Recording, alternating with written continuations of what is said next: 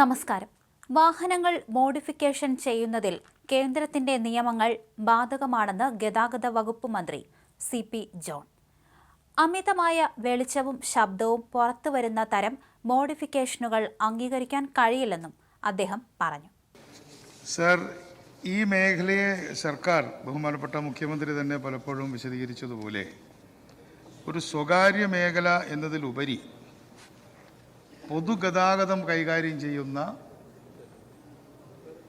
ഇൻവെസ്റ്റേഴ്സിൻ്റെ ഒരു മേഖലയായിട്ടാണ് നമ്മൾ കണക്കാക്കുന്നത്. അതിൻ്റെ ഭാഗമായിട്ടാണ് ബജറ്റിൽ ഒരിക്കലും ചെയ്യാത്തതുപോലെ അവരുടെ നികുതി പകുതിയായി 50% കുറച്ചത്. പക്ഷേ അതുകൊണ്ട് അവർക്കൊരു വർഷത്തിൽ ഏതാണ്ട് 50,000 രൂപയുടെ ഒരു ആനുകൂല്യമാണ് ലഭിക്കുക. ഈ വിഷയത്തെ സംബന്ധിച്ചിടത്തോളം പറഞ്ഞാൽ എല്ലായിടത്തും ഒരുപോലെയല്ല സാർ ഇതിൻ്റെ ഇമ്പാക്റ്റ് ഉണ്ടായിട്ടുള്ളത്. ഒരു ഇമ്പാക്റ്റ് ഉണ്ടായിട്ടുള്ള മേഖലകളുണ്ട്. ഉദാഹരണത്തിന് നെയ്യാറ്റിൻകര താലൂക്കിൽ ഇത്തരത്തിലുള്ള വാഹനങ്ങൾ, സ്വകാര്യ വ്യക്തികളുടെ വാഹനങ്ങൾ കാര്യമായിട്ട് ഓടുന്നില്ല. അവിടെ അതുകൊണ്ട് അവർക്ക് ആ വിഷയം അവിടെ ബാധകമല്ല. ഉദാഹരണത്തിന് മലപ്പുറം ജില്ലയിൽ അവിടെ KSRTC ബസ്സുകളും വളരെ താരതമ്യേന കുറവായിട്ടാണ് ഓടുന്നത്. അപ്പോൾ അവിടെയുള്ള സ്വകാര്യ മേഖലയ്ക്ക് ഇതൊരു വലിയ ഇമ്പാക്റ്റ് ഉണ്ടായിട്ടില്ല.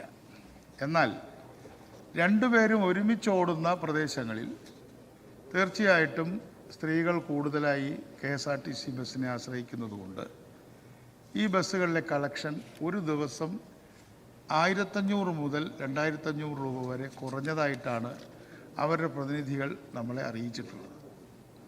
ഈ വിഷയത്തിൽ നമ്മളതിൻ്റെ ഗൗരവം കാണുന്നുണ്ട്. അതിന് വേണ്ട കാര്യങ്ങൾ ആലോചിച്ച് ചെയ്യുന്നതായി. സെക്കൻഡ് ക്വസ്റ്റ്യൻ സാർ, നമ്മൾ കഴിഞ്ഞ തെരഞ്ഞെടുപ്പിൽ നമ്മുടെ ജെൻസിയും പൂക്കിയും ഒക്കെ വലിയ തരത്തിൽ തെരഞ്ഞെടുപ്പേണ്ടത് പ്രയോജനപ്പെടുത്തി. അവർക്ക് ഒരുപാട് വാഗ്ദാനങ്ങൾ വാരിക്കോരി കൊടുക്കുകയും ചെയ്തു. യുവജനങ്ങൾക്ക് വലിയ ഇളവുകൾ നൽകുമെന്ന് വാഗ്ദാനമാണ് ബഹുമാനപ്പെട്ട ഇന്നത്തെ മുഖ്യമന്ത്രി നൽകിയത്. ഇപ്പോൾ പ്രഖ്യാപിച്ച ഇളവുകൾ നിലവിൽ തന്നെ നിയമവിധേയമായിട്ടുള്ളതാണ്.